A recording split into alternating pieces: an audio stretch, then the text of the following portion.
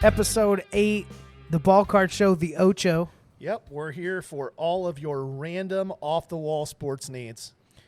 Sorry we didn't have an episode last week, but we're really not because we just didn't feel like recording one. It had been a really long week, and Thursday rolled around, and we looked at each other and went, Nah. let's take a week off. I think we're good, and what a week it has been. Yeah, I'm not sure what we would have talked about last week other than regurgitating stuff, but man, in the last 48 hours, there has been some things. Things are happening in the sports card world. Big things. Big things. Like PWCC, one of the largest sellers of sports cards on eBay, is no longer allowed on eBay. Because they've been cheating. Well, everybody with eyes and a brain knows they've been cheating for Those years. scoundrels. Yeah, shill bidding. I mean, there's screenshots of the CEO of the company sending emails to people telling them to go shill bid. Yeah, but how much business could they possibly be doing with eBay? 40 to 50 million a year. Oh, that's it? Yeah, that's it. Well, they shouldn't need eBay any longer then. Well, we'll see. What's interesting with that whole story is there was a quick reply. So all these, accusations, eBay is saying you're done. We have all this evidence, to which PWCC says, nuh-uh. Well, they could say nuh-uh, but here's the reality. Stop and think about this for a minute. eBay makes money when what happens? Sales? When somebody sells something. They make how much? Like 11%, 10%? Yeah, close to 13 by the time you figure in the new transaction costs, since they're doing all the credit card processing themselves now. So eBay makes 13%. Do you think that without any concrete evidence whatsoever that eBay would willingly chop $5 to $7 million out of their profit bottom line every year? No. No, exactly. And you know who else knows that? PWCC. You know what the chances of them actually suing eBay are? Potato. Well, it makes potato sense. Well, if they sue, all that evidence is going to come out in discovery. And when that happens, their new platform that they're trying to launch on their website will be kaput because everybody will be like, well, they're just going to shill bid here too and drive prices through the roof. The interesting thing to me about all of it is the fact that people are starting to understand that, and a lot of people when they look at comps don't look at PWCC comps or Probstein comps or anything else like that because they know there's shill bid. What's going to be interesting to me is whether eBay is going to start dropping the hammer on some of these other large consigners like Probstein that are also very well known for shill bidding. Yeah. So let's break it down just a little bit what that means. Kind of a quick little one-on-one on what is shill bidding, why is it a problem. We know that this has been around for a long time. This has probably been going on clear back to cattle auctions. Well, and back in the day. I gotta say this, and Jason will stink eye me when I say this, and tell me that I'm alienating part of our base of listeners. That's okay with me. I say, and we're gonna explain it, but the fact that I have to explain to anybody what shill bidding means if you're into sports cards makes me sad deeply. Like, really shouldn't. People were just getting back into it. Last time they were buying cards, they had sticks of bubble gum in them. Yeah, but like, you sound so pretentious right now. Maybe, but I feel like you I'm like talking Leaf to products, people. so I don't want to hear you. They're beautiful. Talking down. Tell me if to Leaf anyone. products aren't beautiful. Well, the Trinity's all right. Yeah, exactly. Shill bidding is this: you list a card up for auction. I'm your buddy. You know that you want to make $100 when you sell that card, but you know that its comps are only around $75. And so you call me or send me a text and say, hey, go bid this card up. If you win, I'll just cancel the auction. And so I then go and help you drive the price over the most recent comps, hoping that somebody else will bid more than I did, and you as the seller will make what you wanted to make, and I'm off the hook, and we've screwed over however many other people wanted to try to buy the card at a price that's in line with the market. And driven the market to a different place. Yeah, and it makes it very easy to manipulate the market. One of the things that is really crazy to me in the great grand scheme of things is I don't think the people who live in this sports card world with us really understand how small in the great grand scheme of things the market for sports cards is. Yeah. Yes, it's $1 billion market, but the stock market's trillions. It's not that hard, especially with higher end product, to manipulate the market and set data points so that people then go, oh, that must be what it's worth. And the volatility is like the perfect pressure cooker for all of this. Oh, as for well. sure. Yeah. Absolutely. Yeah. What's kind of sad about it is PWCC, in a lot of ways, kind of established. They were on the forefront of this reselling concept. The idea that you could send off a huge lot of cards if you wanted to categorize them and let them manage it from there, and then you'd have an account. It was a pretty great concept early on. Well, it's not that the concept still isn't good. There's still value to part of what they do. The fact that if I have 5 cards that are worth $50,000 each, so I've got $250,000 worth of cards, I don't necessarily want to carry the insurance to cover those cards in my house. I don't necessarily want to go put them in a safety deposit box. I can send them to PWCC, who insures everything they have. It's in a vault. If I sell it, it can be mailed from there. That part of PWCC's business can still be viable if they're able to weather this storm. But just like anything else, people in decision-making roles get hyper greedy, and this is where we end up at. Yeah. Interesting times. I like it when some of these bigger companies Get kicked in the teeth. Yeah. I always kind of enjoy that. But the irony is, like, I'm not the biggest fan of eBay in general, just because of how the seller gets screwed by people so often. Yeah. But here's a perfect example of sellers screwing over the people. So Right. it's got to be a tough job. I see efforts from eBay to improve the experience for card sellers, but right now nothing is stopping a buyer from completely ripping off a seller on something rare and valuable. Well, for sure. And that's the issue with eBay is just that. I hear people complain about the fees that they pay to eBay. I don't care about the fees that I pay to eBay. To me, it's worth 13% to have something that I'm selling in front of hundreds of millions of people. And 99% of what you sell should be buy it now, unless you have something super rare. Yeah, if you have something crazy you want to throw out there, but even if it's super rare, you don't want to get stupid with starting at a 99-cent auction, because your potential buying pool is so limited that doing that is crazy. Your 99-cent auctions, you want to start on like base cards. Right. And so here's maybe you have this idea of PWCC just running up cards that are worth 10 grand to 15 grand. And there may be cases of something like that, but the chances are the large majority of these cards are that 99 cent to probably $7 to $10. And all of a sudden the card that was $2 or $3 gets popular because someone's nostalgic or someone goes to the Hall of Fame. It could be a beat up base rookie. And all of a sudden now it's $7 instead of 99 cents or $1.99. And you have thousands of those. Yeah. That's where the money is on that. Yeah. And the big thing when it comes to the way that eBay functions, and the reason that it's so bad for sellers of sports cards, is there's so much volume that occurs on the platform that eBay cannot physically hire enough people to manually review everything. So much of it is automated. They did make a change recently where somebody, if they just have, buyer's remorse, they only have 3 days to swap out. Yeah. Well, to tell you they want to cancel. The problem with that is that only applies to the category basically of I changed my mind.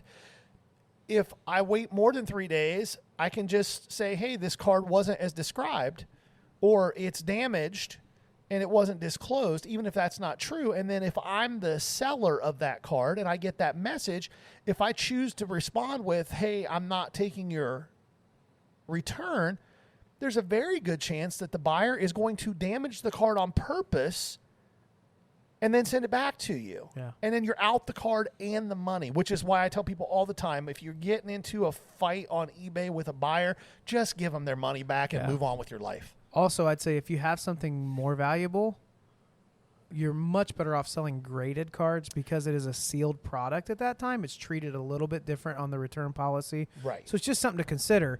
That card, even if it grades out an 8 and you're basically getting the raw card score or the raw card value. So let's say that you have like a low grade Tom Brady rookie and it's probably a 7 or 8. Nobody typically wants to run like a Super Express or a high-end grading cost on that. But it may be worth to send it off for $30, get it graded, get it back in a month. Even though it's not going to change the value drastically, you're kind of protecting that transaction through eBay if that's your only way to move that. Yeah. I would argue that Facebook groups, if you have a Tom Brady rookie, even if it's low grade, you're going to move it. Well, Facebook groups are a different animal. You just have to be willing to move stuff at the right price. People are looking for deals there, but And deal with low ballers like Gary. well, yeah. Well, listen, I don't lowball everything. Stop it. I don't. You're so cheap on I those don't, groups. I am, but I don't lowball everything. And Hey, you in- know in what? my Guys, defense- I have a great... No defense. It's my turn. You are the king of, hey, guys, willing to offer 40 to 60% of comps on these 5 players that are super hot right now. And if you want anything more than that, you can go kick rocks. Now, he was very clear about what he wanted, but he also expects people not to be enraged that he would have the audacity to do this when it's someone's time to shine. If you get enraged by someone making a generic offer to a public space, I would posit that you have issues. Do you ever get angry when you have a sales call and someone comes out super cheap regardless of the value of the repair? Yes, but it's a different scenario because they called and asked me to come there. When I post something in a Facebook group that's non-solicited, if you don't want to sell to me, Yeah, well, anyway, go right thanks ahead. for talking about that. Let's move on. There are a lot of things happening. That's just one of the big things happening right now. It'll be interesting to see how that shakes out. Our hunch is eBay's kind of had the final word already. Yeah, it's done. The only thing that could change that is maybe there's a settlement for much more than they've been getting, and they could settle out and work something out. But now that they're exposed, I don't know how you put that genie's out of the bottle. out of the bottle with that genie. All right, up next. I'm devastated, guys. I legitimately, the child baseball card collector in me is devastated. The adult that's still, I'll say it. I'm going to say it. My favorite card is still Topps Baseball. I'm a Bowman guy, but yeah. As a collector, Topps Baseball is still the standard for me of collecting. It's nostalgic. It always has your rookies in it. Sure, it's not the prettiest. Sure, there's weird designs as of That late. you need like a There's magnifying glass to right, read. and you have cool products within that. Obviously, super high-end stuff is there. Topps Chrome is probably one of my favorite products, especially when you look back a little bit, even in the 90s NBA stuff. It's just really cool when that stuff was coming out. Sad news for me. Well, why don't you tell people what it is? This actually came out today, so you guys are getting this fresh. Topps, as of 2026, will no longer hold the MLB license Correct. to do licensed baseball products. And in their place is not Panini. Bowman's not snatching everything up. Upper Deck's not jumping in. Upper Deck, nope. Fanatics. Yep. Fanatics. Remember when you made a took the custom license. jersey with your name on the back of it? Fanatics now owns the MLB licensing. Yep. They're jumping into that. They actually outbid Topps according to MLBPA. They outbid Topps by almost 10x. What kind of numbers are we talking there? 10x. Well, Topps was paying $20 million a year. So you do the math. I went to Bible college. Bro. About $200 million a year. Oh my gosh! Yeah, it's a very aggressive play. Here's the thing that makes you stop and think about it. The chairman and CEO of Fanatics is Michael Rubin. Michael Rubin also is a part owner of the 76ers and the New Jersey Devils. He's also a part of the group the BlackRock group that recently just purchased CSG. Here's a guy with his fingers in just about everything jumping into the trading card market. Now, Fanatics has done some partnership stuff with Panini over the last few years, doing special sets of Panini products. So, for example, There'll be variations with yeah, it. they'd be various. You get a Fanatics optic football set. Where they have some weird disco variations. Yeah, and all and that. you'd always get 4 or 5 cards, and it was just a Fanatics specific thing. Well, now Fanatics is going to start making their own cards starting in 2026. 2025 is the last year that Topps will carry stuff. For me, my sadness is that Bowman may not go away, but it isn't ever going to be the same. And Bowman's my favorite product out of all sports every year. Now it's going to be Panini baseball cards basically if they continue making it. I will say this. We talked about it. I think it was last episode or the one before this. Just the marketability of the MLB right now, the lack of pizzazz. Well, it's the lack of making any attempt to market players and personalities and staying a loose conglomeration of 30 regional markets. Yeah. That's what MLB does. It makes no sense, but it's what they do.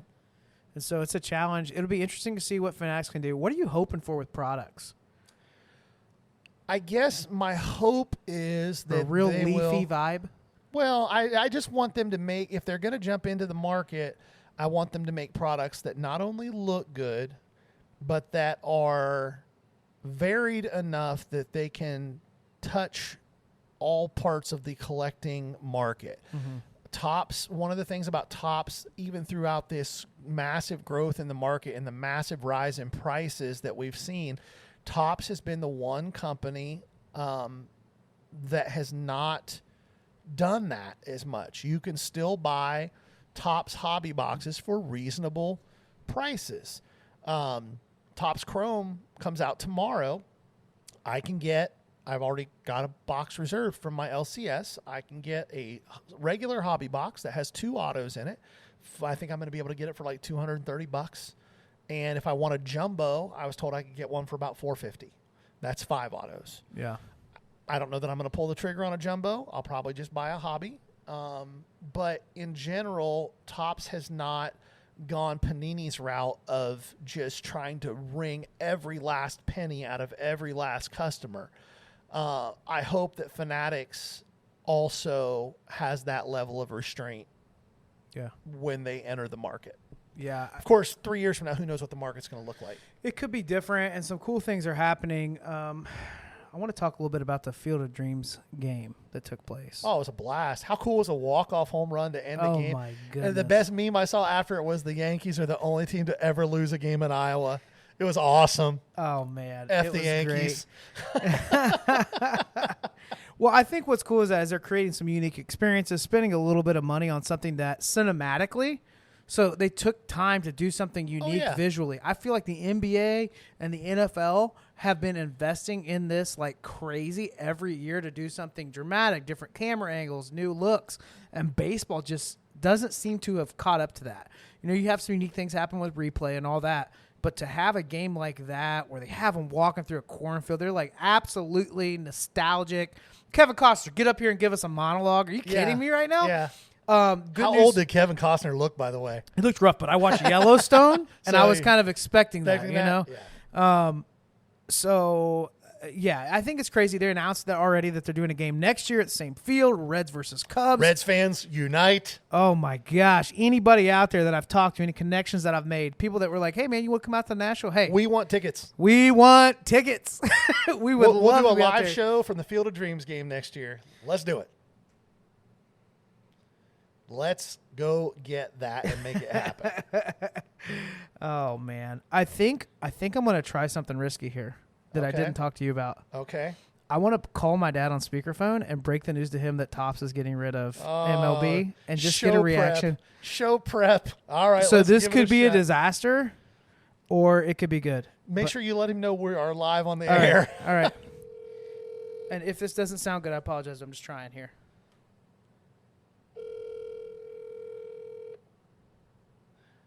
Come on, Mark. Answer the phone. Hey, how you doing? Hey, Dad. Hey, you're live right now on the Ball Card Show. I am live. Thanks for the warning. Yeah, yes, I you just are. thought I'd give you a heads up so that you have time to gather your thoughts. We're talking MLB right now. We just got done talking about the Field of Dreams game, some cool things that have happened, but I have some devastating news for you. What is that? Are you ready? I'm ready. This is hot off the press. As of 2026, Topps will no longer have a license for MLB cards. Well, that's the end of card collecting as far as I'm concerned. That's what we were waiting for. We were waiting for a reaction. Once Topps is gone, it's over. I mean, that's it. That's the end of the line. So, I mean, obviously, that's the reaction of an old schooler, I guess. Well, I just couldn't, like, hearing that they lost the license makes me realize that as much as there's all these other cool products, I don't care. Topps Baseball is my favorite product. I don't think it's like the song says, don't it always seem to go that you don't know what you got till it's gone. Please never do that again. But I Cry. might shed a tear. I might go through some 90, was it 90? You're shedding tears for both of us. And Yeah. so I feel like I've done my job if it is moving you as well. So So you succeeded in parenting. do you want to hear who bought them out? yeah, who are these scoundrels? Fanatic Sports that makes like jerseys. Okay, so everything's going to be, I guess, jersey inserts and everything on this now? Well, they better at least have some merchandise. Better do something. They better have something cool in there. I'm sorry to break your heart like this, to do it live with no preparation at all, but I think that you hit the nail on the head when you said this is the end of sports collecting as we know it. I'm going to have to bury myself in a bunch of junk wax now. That's what I'm going to do. I'm going to go crazy buying commons from the junk wax era, 70s, 60s, and 50s. I'm just going to stock up. If you're because buying, when I'm like if you're 100, buying unopened it stuff from might- the 70s, might be worth 60s, and something. 50s, Yeah, that's not a bad plan. What's that, Gary? if you're buying stuff, unopened stuff from the 70s, 60s, and 50s, get your wallet out and then share it with us. Well, listen, I am planning on redeeming a card that is supposed to be coming to me, a rookie card, I believe, from a Charger player, but you know, I haven't seen it yet. So I thought maybe once I get that redeemed, we can work something out. That is your son's fault. That card has Dad. been in his possession for a Thanks month. for calling in. It may be sitting at the house right now. It may or may not be sitting right there at the basket on the island. But Hey, you guys are always calling everybody else out, so why not? I think it was time. That's my fault. I got you all salty about that. Hey, real quick, your favorite year of Topps baseball cards? 77. And 67 is my runner-up choice. Why? 77 is the first year I collected right across from the junior high. I would chip in, I think it was about 15 cents a pack back then or something like that. And I can remember buying those religiously every day. And then 67s are a reach back 10 years earlier. But I started actually getting into those, Jason, when you were in Marion, Indiana at IWU. I picked up my first 67 card. It was a Jay Johnstone.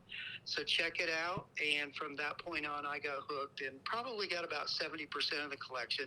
And then sold it again. So Selling and buying. Thanks, Dad. that is Sorry for absolutely completely beautiful, throwing you beautiful off. set. Sorry for throwing you off and giving you no heads up, but that was exactly the reaction we were hoping for. Absolutely. Thank you so much. And next time, I just won't answer the phone. Oh, no. That was a hot take. I think we'll have to bring these in more often. See you, Mark. All right. Love you, Dad. I Bye. could be like Poppy, say or no, you know. Right, Very right. intrigued, whatever.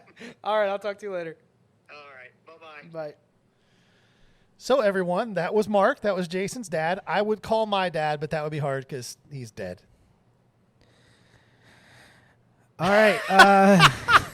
He really is dead, but that's okay. I'm good with Repeating it doesn't it. help. It doesn't help. That's not the a segue. awkward silence. Jason just looked at me like his soul had died. Like, how could you possibly say that right now? And it's hard to get that reaction from me after learning that Topps no longer is going to be carrying licensed MLB products. Anyway, let's move on to our favorite segment here in just a minute. Before we jump into it, I want to introduce to you a few podcasts playing right now on the Press Play Podcast Network that you should check out. Check it out.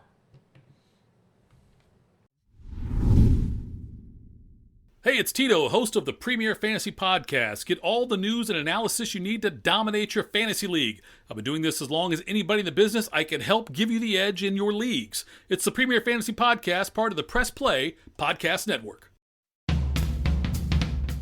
Hello, this is Don Mike Mendoza, the host of the Producing While Asian podcast. Join us to listen in on conversations with everyone who identify from producers to non-producers who all are part of the AAPI community. There's all that and more on the Producing While Asian podcast here on the Press Play Podcast Network. Hi, my name's Jeremy Powell, co-host of the Oranges, Oranger, Browns podcast. Check us out anywhere you listen to podcasts. For all your Browns coverage, post-game, pre-game, anything you need Browns, you'll find it here on the Oranges, Oranger, Browns podcast.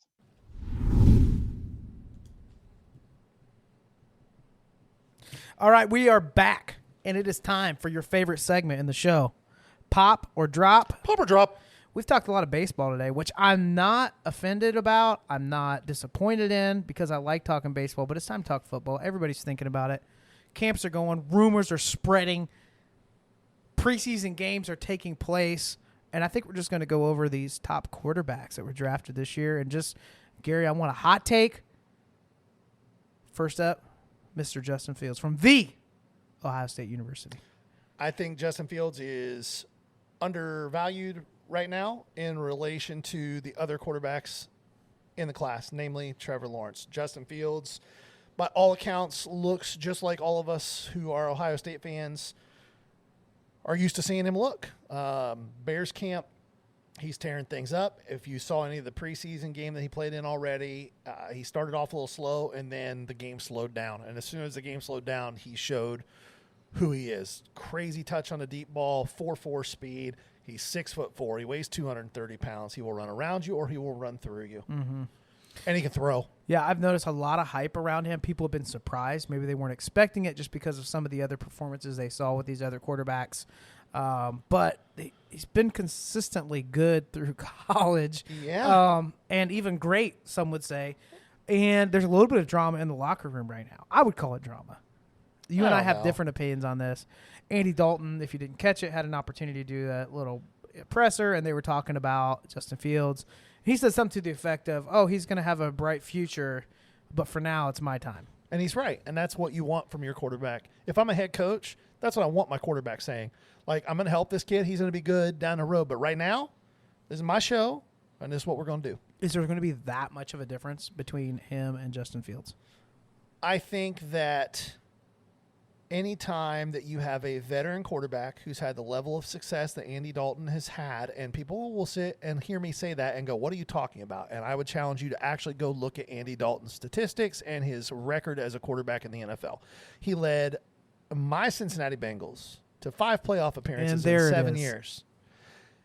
He led the Bengals to 5 playoff appearances. No, that receiving in core was 7 so filthy. years. That was one of the more when they were talented. healthy. That offense when they were was healthy, so talented. When they were healthy, but you made it sound like it was a shot in the dark. My There's point. No way. My point is that Andy Dalton is a slightly above average at this point in his career quarterback in the NFL. Even last year on a Dallas team that was falling apart, once he got his feet underneath him, he was decent. I'd take Fitzmagic over him. I would take Fitzmagic over him right now, too, because I think Fitzmagic is one of the most grossly underrated quarterbacks to ever play in the league. Take Fitzmagic over Justin Fields right now? Long term, no. For one season, yeah.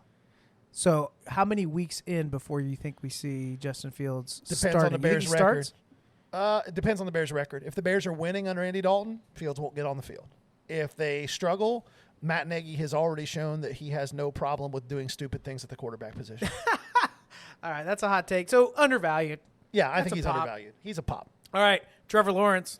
Drop. Urban is doing urban things right now. Shocker. Hey, NFL, do we really play the game of, well, I just don't know what's going on? Now, granted, Urban's classic move is making quarterbacks wonder what's happening an hour before the game. In collegiate sports, when you have 5 of the top 7 quarterbacks on your roster, that might be something that plays a little easier. But I feel like in NFL, it's a little bit less of like mystery and wonder. In this scenario, Minshew's legit. Yes. And we've talked about him. I both of us agree, underrated. Tremendous. I gotta be careful here. He is a talented quarterback that has a lot of room to grow still. And here's the thing about Gardner Minshew, and I know that's not the person we're talking about really right now, but it plays into it. If you look at Gardner Minshew's first 2 years in the league and Baker Mayfield's first 2 years in the league, they're the same guy. And Baker had a lot more around him. True. They're the same guy. Yeah. Minshew can play. I think that Trevor Lawrence long-term is going to be a decent, if not better than decent NFL quarterback. I do not think he's going to be all-world, mostly because that team is terrible and they're run terribly. If the Jaguars were run well, they would have traded that pick for 3 first-round picks, 2 second-round picks, and a couple of decent players, beefed up their defense, added a little bit more help on offense, and started Gardner Minshew and build a team for the long haul. Yeah. Trevor Lawrence is going to be fine, but where his prices are right now, he is a drop all day long. Just a reminder to you, pop or drop does not mean is someone going to be okay in the NFL. It means where are their prices right now? Is this an undervalued player in relation to the hobby? Correct. Is it one that now is the time to sell because it'll probably dip soon, or is it one to buy right before the climb? So Correct. we had a few people be like, I can't believe you said this. You're missing the point. Yes. When we're talking about value in relation to hobby. Shout out to my brother Caleb specifically, who did not understand listen this. to the rules. Yeah, no, pop or drop, like Jason said, all about value of the card, not the value of the player in real life to their team. By the way, I want to back up. This is 2 family members referenced in one show. There are other listeners. We just don't know exactly who all of them are. Yes, if you listeners would get in the Facebook group and interact with us a little bit more, we would know. We should probably post on that page a little. We should probably post a It little more might help a than we little do. bit. Yeah. They still haven't seen my beautiful catfish tie-dye tank top. Oh, I hope not. Yeah. Nobody Well, wants that. I need to do a few more push-ups first. And then probably if I do like 7 push-ups, it would be, be ready for it. Anyway, let's move right along. Zach Wilson. I think Zach Wilson's going to be trash. I think he's Sam Darnold level. This is one of those times where I say drop, and I don't just mean value of the QB card. forever. I mean, dude's bad. Really? He's 5'3". I mean, he's not that tiny. He played for BYU in a terrible conference. He had one How many? good year. One good year. And all of a sudden, he's better than Justin Fields. Get out of here. Get out of here. And he plays for the Jets, which is where quarterbacks go to die. It is sad. Oh, it's awful. Because you think about a market that should be able to really maximize Oh, that team's so terrible. They're Yeah. terribly run. that division, which as a Dolphins fan, I'm sad to say this, but we're just going to be trying to chase down the Bills. Oh, for sure. And it's not happening. I think the Bills are for real Yes. and for a while. Yes. They got a quarterback, man. Yeah. If you have a top 5, top 6 quarterback in the league, you're going to be there for a while. Yeah, and they get that running game dialed in. They figure that out. That team is dangerous. Yeah. Very Real much dangerous. All right, moving on over to the West Coast. You know where I'm going with this. so. Trey Lance? Trey Lance. I think Trey Lance is an absolute pop. And here's why. Again, right now, among the first-round quarterbacks, he's probably the 4th highest valued one of the 5. His skill set with Kyle Shanahan, who to the people in the know in the NFL would all agree that he is one of, if not the most brilliant offensive minds in the league. But I think most average fans don't realize just how good he is. When Trey Lance finally takes over on that team and they start using his wheels, it's going to be scary. And what people don't get about Trey Lance is they're like, oh, he played for a small school. That's all true. But they played in a pro-style offense. He was not a shotgun, play call from the sideline, look at a signal, go kind of guy. Like the stuff that most rookie quarterbacks struggle with coming into the league, play calls, controlling a huddle, all those types of things, Trey Lance already understands. And the reviews coming out of camp are shockingly good. I think almost everybody assumed he would need at least a year. And he still may get a year if Jimmy G doesn't get hurt. Well, that's the thing. When's the last time Jimmy D Yeah. didn't get hurt? If he doesn't get hurt, I like Jimmy G. I still think he's got some in the tank. He's just made of glass. Yeah. It's like Mike Tyson's punch out. Or when we were like kids, Chuck glass gel. Liddell, whenever he was on the decline. Yeah, he was just just every time getting somebody tapped. breathed on him. I love you, he'd get Chuck. hurt. That's not degrading. We know you're listening, man. Yeah, I was in the Iceman fan club. I got that for birthday present one time. Iceman fan club. Oh, that's too Oh, yeah. funny. I So love yeah, Chuck Trey Liddell. Lance I think is a legit long-term prospect, and if you can grab his stuff for reasonable prices, I don't think you're going to go wrong. Now, are you flipping him? Probably not. That's a 2-3 Not year hold, overnight, but yeah. Speaking of flip, before we go to the next one, Topps product, what do you think? You think in this next few years, keep a few sealed boxes laying around? I think that it's not going to be any different than any other company that lost licensing like Fleer or Leaf or whoever else. It all depends on who's in the class. Like at the end of the day, very few people are buying stuff because of who makes it. They're buying stuff because of what's in the box. I'm still amazed that this happened. I know. And I'm not over it yet, and it'll take some time. But you have to wonder, was Topps calling a bluff? Did they think? Well, I don't think that they anticipated somebody completely outside of Their competitors, their main competition to come in and make a play. They've had the major league license by themselves for 6 or 7 years now, 8 years. And they bid high when they got it. And I think they just assumed that that was where they needed to be at, and slight pickups as the market moved. I don't think it ever crossed their mind that somebody from left field was going to come in with a 10x overbid. And what's really crazy about it is Topps is in the midst of trying to go public. With soccer. Ouch. Now they're going to have soccer and F1. That's it. I mean, that's what they got. Garbage pail kids. Yeah. So I guess Topps is maybe a drop. It's sad. It's sad. Yeah, you're devastated. It's a true story. am, man. It's not okay. You Yeah. guys. All right. Moving along as we wrap this up, as we're finishing up this episode. Mac Jones. Depending on your risk tolerance, I think that Mac Jones, as much as it hurts me to say this, could be a pop. He looks shockingly good. Now, he's not pushing the ball downfield, at least what we haven't seen yet.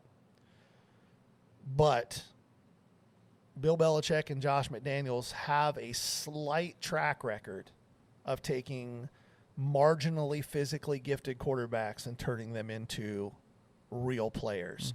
And we're not just talking about Tom Brady. We're talking about Matt Castle. We're talking about Jimmy Garoppolo. We're talking about Jacoby Brissett. I think Mac Jones is a better player than all three of those guys.